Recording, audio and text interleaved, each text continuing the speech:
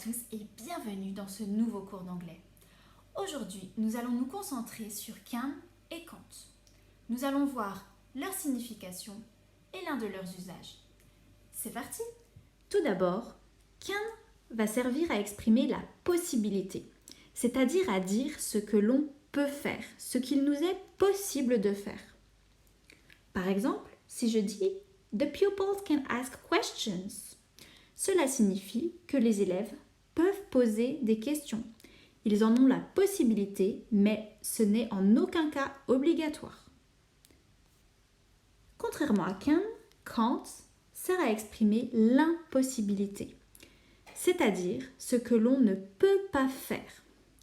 Par exemple, si je dis « The pupils can't have lunch in the canteen », cela veut dire que les élèves ne peuvent pas manger à la cantine.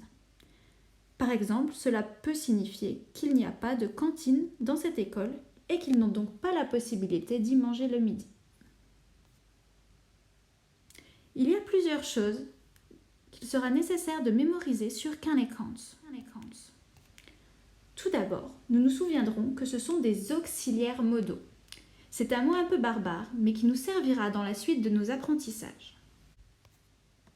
Ensuite, derrière can et can't, il faudra toujours utiliser la base verbale, c'est-à-dire le verbe sans aucune terminaison ni marque de conjugaison.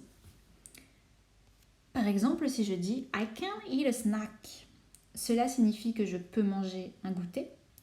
Le verbe « eat », manger, ne prendra ni ing, ni eat to, qui est la marque de l'infinitif.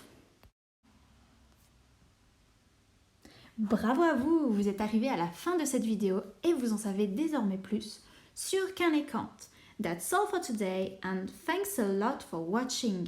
Merci beaucoup d'avoir regardé cette vidéo. Si elle vous a plu, je vous invite à cliquer sur la bannière pour être informé des nouvelles leçons d'anglais postées en ligne.